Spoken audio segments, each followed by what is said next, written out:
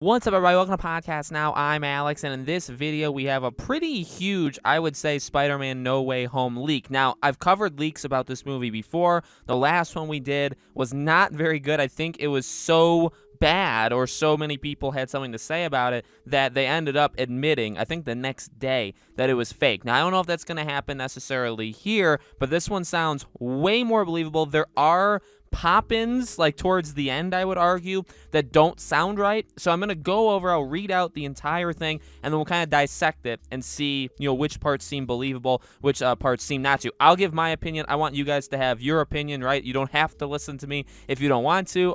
Form your own opinion in the comments. Totally cool. Before we jump in, we are so close to 50K subscribers. Do me a favor, if you haven't already subscribed, make today that day that you hit the subscribe button. Hopefully I won't disappoint you. I do so much content, so much different content on this channel, so hopefully there's always going to be something for you here. So hit the subscribe button, hit the bell icon, hit the like button to help this video out. And if you super like my stuff, I do have a second channel. It's called Podcast Now Plus. Link for it is in the description below. Okay, I want to thank Pedro on Twitter for sending me this post, so thank you to him, and let's just read this. So the movie is very focused on Tom's Peter. Toby and Andrew are in it too, but not until the final act. Very little screen time compared to Tom. Norman Osborn is the closest thing to the main villain. Not Willem Dafoe, though. He isn't in this one. Multiple villains will be hunting down Peter while Osborn works from the shadows. He's been researching the multiverse in order to make a name for himself. Think evil Tony Stark. He wants to take down Spidey / gain power. Instead of dying at the end of Spider-Man 2, Octavius was transported into the MCU. He tried to find his wife, but Osborn found and captured him. Osborn makes Tinkerer build a new set of arms that can control Octavius if he steps out of line. Osborn promises that if cooperates, he will send him home. Time travel / Hulk snap in Endgame created rifts in the multiverse. Wanda is exploiting these in an attempt to bring back her kids.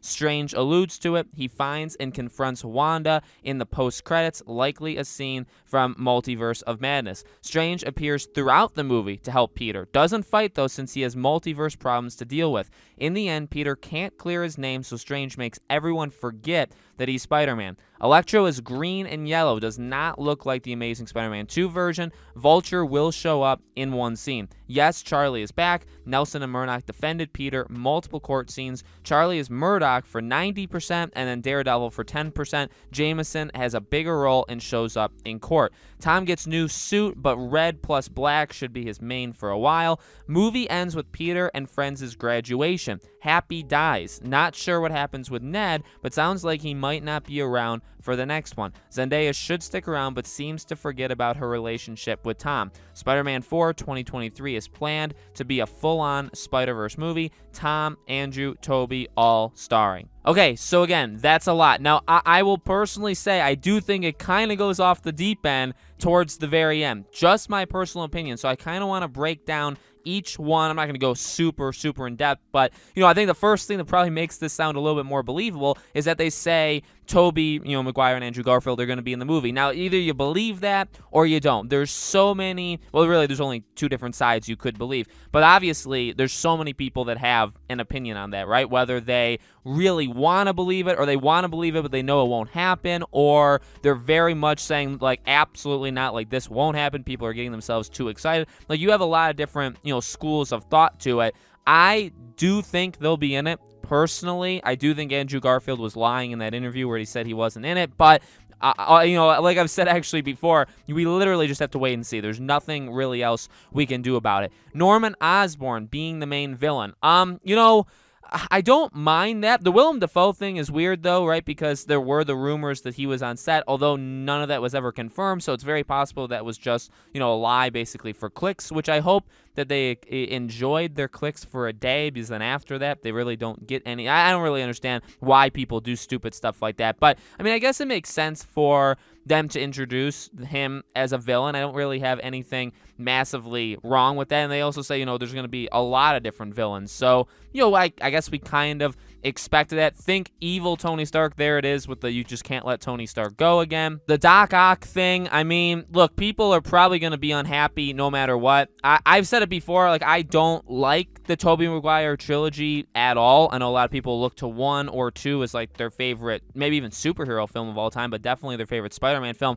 I will never be on that side. I don't want you to hate me. I don't want you to dislike or unsubscribe. It's just I've never been able to like those films. I'm a big Spider-Man fan, and I'm very excited for this, this third movie here. I've just never been excited for that. So to me personally, I don't care what they do with Doc Ock because I didn't like that movie in the first place, but I know that's obviously a big thing for a lot of people. The time travel / Hulk snap in Endgame created rifts in the multiverse. So it wasn't Wanda, it was that, which is different than I think a lot of people maybe would have expected. If this is true, I wouldn't mind it. I guess it makes sense, right? You really are creating so many alternate realities. Don't think too hard about how Cap put those stones back, especially where the one you have to sacrifice somebody for. Don't ask how that's even possible. The movie just did it in probably 5 to 10 seconds. They managed to do it. So I don't think about it too hard because it's clear to me that they didn't. And then ending the movie with a Doctor Strange to Wanda thing. I mean, yeah, I guess you could. It's something that it makes sense. These movies can very easily, I think, at the end of them, set up what happens in the next one, even if it's not, its own film. So that to me is kind of believable. Strange being in and out of the movie seems kind of like, in a weird, different way, like a Tony Stark relationship with him, like in the first Spider-Man film. I would have no problems with that. I think that makes sense. I like Doctor Strange a lot. I would like to see that relationship build a little bit between, obviously, him and Tom Holland's Spider-Man. The making people forget thing, to me, doesn't... I will say, they have to really pull that off if that's true. So if that is actually how it goes, and they're trying to clear his name, they're going through court, and the court system is corrupt, which sounds very similar to current day, but the court systems are corrupt and all this stuff, and they're like, ah, dang it, we couldn't do it. And they're like, hey, Strange, you can brainwash everybody on planet Earth, right? And he's like, yeah, it turns out I can. You have to have a really good explanation for that happening to make it work, because just reading it, I hate that. I actually would go so far to say that I hate that. Again, with Electro, I mean, Jamie Foxx is going to have a second try. Don't mess it up. He was absolutely pathetic in that movie. I didn't like that movie whatsoever. I'm not going to spend too much time on that. Vulture showing up would be pretty cool. Have nothing wrong with that. And then, obviously, Daredevil coming back. No problems with that at all. I really, really hope that happens. And it seems to Jameson having a bigger role and showing up in court. Fine. New suit. I've never really been one for new suits, but also cool. Then the ending. Let's talk about the ending, and obviously then we will end this video.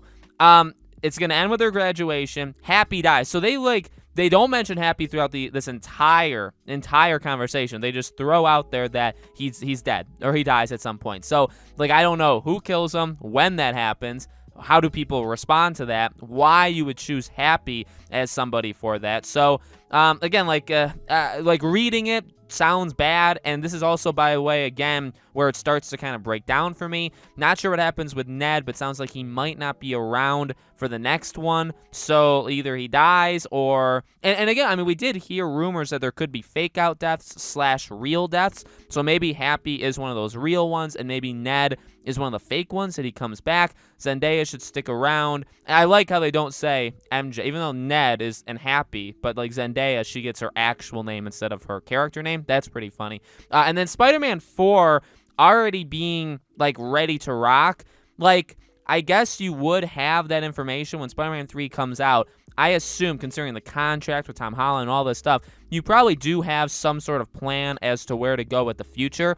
I don't know, though. In 2 years, I guess if you do it really quickly, but that means, look, this movie took 6 months for them to film. So the movie's they just finished, basically. The movie comes out, and then they pretty much, within the next year, have to go back and film again for another half year, okay? That seems like a lot, personally, to me. It doesn't sound right, but I mean, that's just my opinion. I could very well be wrong. I mean, I want a Spider-Verse film. I want Tom, Toby, and Andrew, but this movie was people kind of thought this would be it, and then Doctor Strange would be it. You know what I mean? So do we need it again? And also, let me just say this: if that movie is the full-on multiverse kind of thing, well, what happens to Doctor Strange then? Like, wasn't that one supposed to be where he fixes everything? But then what? He doesn't fix it, and then we're still in this world where everything's messed up for like several more like our world's real time, right? So like we're still going into 2023, 2024, and like things are still